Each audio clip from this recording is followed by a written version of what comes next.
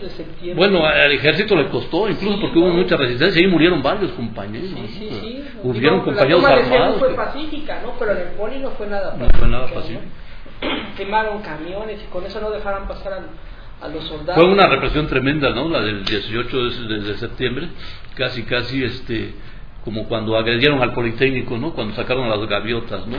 En años anteriores, ¿no? Pero esta represión ya con el ejército implicó que hubieron compañeros muertos, ¿no? Después de la represión se encontraron cadáveres de compañeros, así como pasó también el 2 de octubre, ¿no?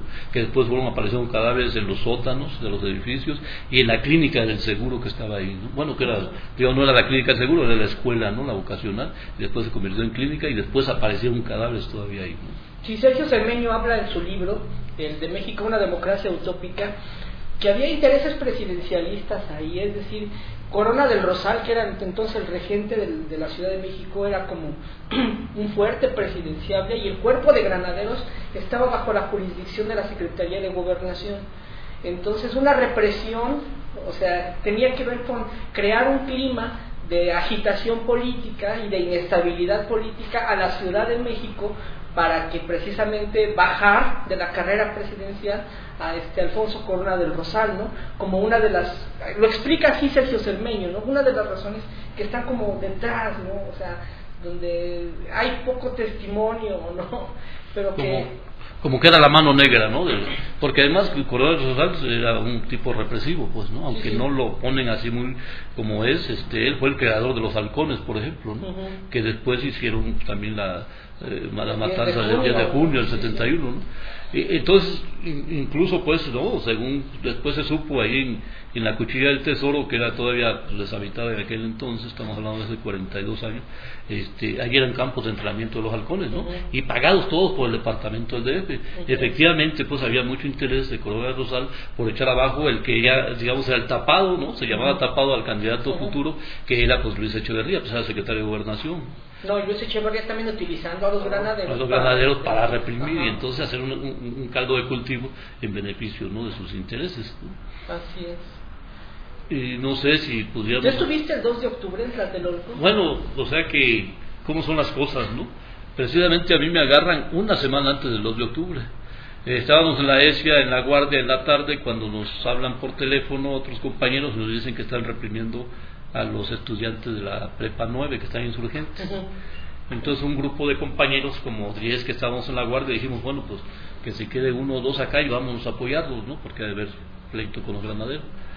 Cuando llegamos ahí a la Prepa 9, ya los estudiantes ya estaba todo calmado. Estaban nada más los policías y los peritos viendo un trolebús quemado y pues viendo a la gran cantidad de gente que estaba. Entonces nosotros nos acercamos, al ver que había bastante gente empezamos un poco a generar, ¿no? Denuncias en contra de la policía. Dijimos, ellos son los culpables, ellos queman los trolebuses y le echan la culpa a los estudiantes, ¿no? Son grupos provocadores, los estudiantes estamos dando una lucha abierta, ¿no? Y nos enfrentamos abiertamente con los granaderos, pero no estamos haciendo vandalismo. Entonces en esa, digamos, llamado a la gente, a los que estaban ahí, era para pues un poco también intimidar a los peritos que supuestamente eran los que estaban revisando. Lo que no nos dimos cuenta es que abajo entre la gente habían pues agentes del servicio secreto de aquel entonces, y entonces pues, cuando venimos a ver, pues nos agarran, ¿no? Con pistola en mano, nos agarran a 4 de la ESIA y se logran escapar 4 compañeros que van y denuncian, ¿no? a la ESIA que estamos detenidos, nos llevan a la delegación 13ª que estaba ahí cerquita y Excelsior de Insurgentes casi, y ahí nos tienen, ¿no? Toda la noche, nos agarran pues como a las 6 de la tarde, nos llevan ahí, nos encierran a los 4 en una sola celda, nos están amenazando de muerte porque los compañeros empiezan a llamar por teléfono diciendo que si no nos liberan van a ir a tomar la delegación por la fuerza, ¿no? Entonces fue una noche. Si hacemos una pausa y continuamos. Claro.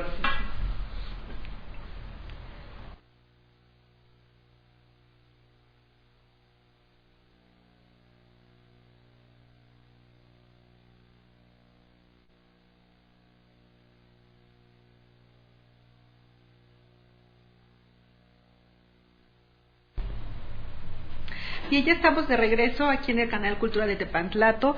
Estamos hablando del 2 de octubre. Nos acompaña Arnulfo Antulio Fernández, y Roberto Quiros. Y bueno, yo quiero recordar los teléfonos 5674-3860 y 5530-8365. También pueden escribirnos al correo electrónico tepantlatoenvivo@hotmail.com y a canalcultural@tepantlato.com.mx. Bien, bueno, te interrumpí. Bueno, decíamos cómo me agarraron una semana antes.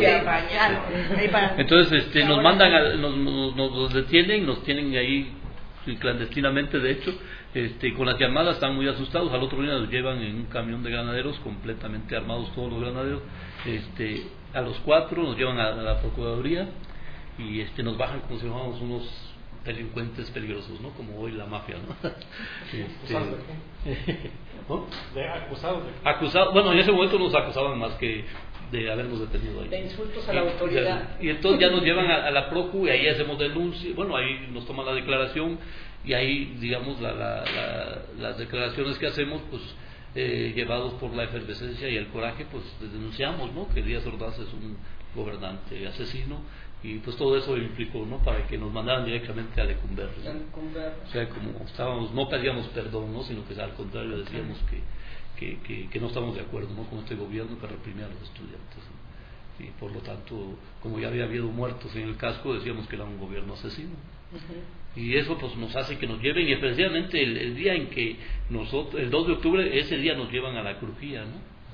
Y caímos allí en la crujía de los presos políticos que había en ese entonces, que habían caído por movimientos armados o por movimientos políticos. Sí, Campa y Vallejo, ¿no? No, ahí no estaba Campa y Vallejo, ahí estaba Adolfo Gili, estaba habían varios, estaba un grupo que se llamaba MIRE, Movimiento Izquierdo Revolucionario, que habían puesto una bomba, ¿no? En la embajada boliviana y que le había quitado las manos al explotar a un agente de policía, y ahí estaban ellos, ¿no? Eran varios, ¿no? Estaban otros compañeros, Miguel Cruz, que también por cierto chapaneco, que venía del movimiento médico, que lo habían reprimido, ¿no? Estaba un compañero que después asesinó ahí, Pablo Alvarado Barreras, ¿no? Que lo asesina el propio director de la cárcel, ¿no? Franco Arcaute, lo mata un 4 de diciembre del 71 precisamente, ¿no? Entonces pues llegamos allá a esa crujía, éramos como 20 estudiantes de diferentes facultades y de escuelas, habían de medicina, habían de ingeniería, habían los del Poli, estaban nosotros, de la ESE y de arquitectura, en fin, pues éramos 20 jóvenes, ¿no? Y pues el mero 2 de octubre nos llevan ahí, estábamos ahí llegando a la crujía cuando empezamos a escuchar, ¿no? Por los radios de los compañeros, pues la masacre, ¿no? Entonces esa noche pues no dormimos esperando que llegara el ejército por nosotros, ¿no? Tanto por ellos, que eran ya presos políticos, como por nosotros que estábamos empezando nuestra carrera, ¿no? De presos políticos.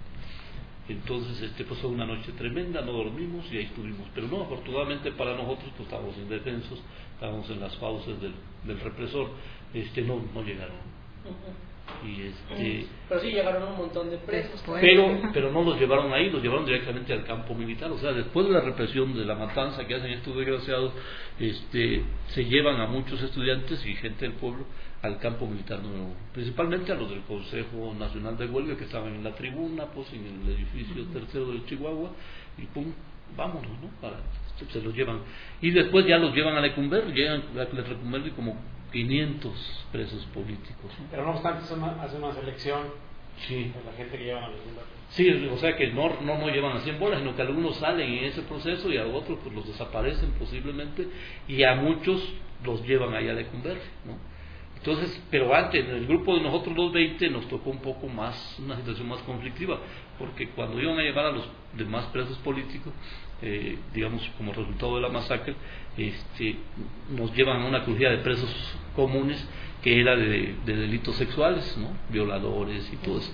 Y entonces nos llevan a los 20 compañeros, y entonces bueno, es una situación muy muy complicada, ¿no?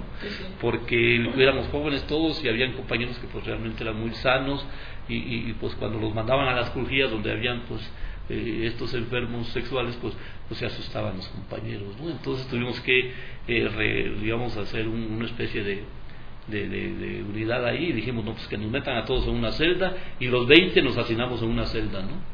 Para evitar pues cualquier agresión, ¿no? De tipo sexual o de otro tipo, ¿no? Porque